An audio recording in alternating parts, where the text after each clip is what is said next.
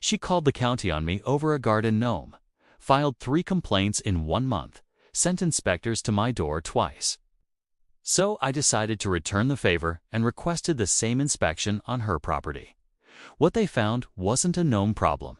It was an unpermitted addition, a code violation older than her HOA title, and a paper trail she never thought anyone would pull.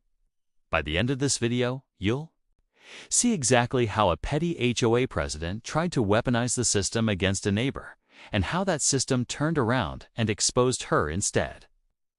If you've ever dealt with an HOA board member who treats their clipboard like a badge, stay to the end, because the final document is the one that got her removed from a board. Welcome back to HOA Conflicts. Subscribe now, because this one gets wild. It started the way most of these stories start, with something small. A garden gnome, half hidden behind a hydrangea bush, sitting in my front yard for exactly 11 days before it became, apparently, a threat to community standards. I'll call her Linda, because if you've lived in a neighborhood with a homeowners association, you already know Linda. She wasn't just a resident. She was the HOA president, self-appointed. Enforcer of every bylaw, every setback line, every shade of approved exterior paint. And for reasons I still don't fully understand, she decided I was her next project. The first letter came from certified mail. Violation notice. Unauthorized lawn ornament. 30 days to remove or face daily fines. I laughed it off, moved the gnome, figured that was the end of it. It wasn't. 2 weeks later, a second letter arrived, this time about my mailbox post, which apparently was 2 inches taller than the association's approved specification. 2 inches. I measured it myself, twice, just to be sure I wasn't losing my mind. Then came the third notice, then a fourth, and finally, the moment that changed everything. A county code enforcement inspector showed up at my front door, clipboard in hand, because Linda had filed a formal complaint alleging unpermitted structural changes to my property. That's when I stopped being annoyed and started paying attention. Here's the thing about HOA presidents who love rules so much they'll call on outside inspectors over a garden gnome. They rarely apply that same scrutiny to themselves. So I did something simple. I filed a public records request. Not out of revenge, not yet, just curiosity. I want to know exactly what authority she was operating under, what her official complaint history looked like, and whether the rule she was citing against me had ever been enforced against anyone else in the neighborhood. What I found in that records request took this from annoying neighbor dispute to something else entirely. Linda's own property, the one she'd lived in for 9 years, the one she used as the model example in HOA newsletters for community standards, had an addition built onto the back that never appeared in any county permit database. No inspection record, no certificate of occupancy, no sign-off from the fire marshal, which matters a lot when that addition sits less than the required distance from the property line. I sat with that information for a few days, honestly unsure what to do with it. Do I let it go? Do I confront her directly? Or do I do exactly what she did to me? Let the system do the talking. I requested a standard code compliance review, not an accusation, not a complaint dripping with detail. Just a simple procedural request, the same kind she'd filed against me 4 times in 2 months. I want to be clear here.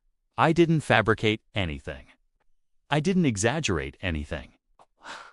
I simply asked the same office she'd used against me to take a look at her property using the same standard they'd applied to mine. 3 weeks later, the inspector's report came back. The unpermitted addition was real. The setback violation was real, and buried in the file was something neither of us expected. A decade-old boundary dispute with a neighbor on her other side, one that had apparently been resolved without ever going through the county using a private agreement that had no legal standing whatsoever. In other words, part of her backyard wasn't fully hers to build on in the first place. Now here's where it gets interesting, because HOA violations don't just sit quietly in a filing cabinet. Under the association's own bylaws, The one she wrote. The one she enforced against me down to the inch on a mailbox post. A board member found an active violation of county code is subject to immediate suspension from the board pending resolution. I didn't write that rule. She did. I just made sure the board secretary had a copy of the inspection report at the next meeting. The meeting itself was something I wish I'd recorded, though what came out in the minutes was enough. Other homeowners, it turned out, had their own stories of fines that seemed to apply only to certain houses. Approvals that moved suspiciously fast for board members' friends. Notices that showed up right after minor personal disagreements at community events.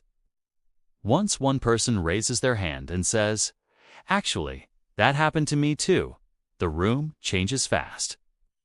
What had looked like isolated pettiness turned out to be a pattern, and the inspection report became the piece of paper that finally gave people permission to say something. Linda was suspended from the board within the month, pending her own compliance resolution, the same 30-day window she'd given me over a gnome. She ended up having to file retroactive permits, pay reinspection fees, and resolve the boundary issue through an actual licensed surveyor. The board seat she'd held for 6 years went up for a new vote. She didn't run again. As for me, the garden gnome is back, slightly to the left this time, just to see if anyone notices. The real lesson here isn't about gnomes or mailbox posts, or even Linda specifically. It's about understanding that HOA power is only as strong as the compliance of the person wielding it. If someone in your community is using code enforcement as a personal weapon, the answer usually isn't to escalate emotionally, it's to request the same standard be applied evenly. Public records are public for a reason. Code compliance isn't selective, even when enforcement sometimes is. If this story sounded familiar, if you've got your own HOA horror story sitting in your inbox right now, drop in the comments. Some of the best videos on this channel started exactly that way. Hit subscribe, turn on notifications.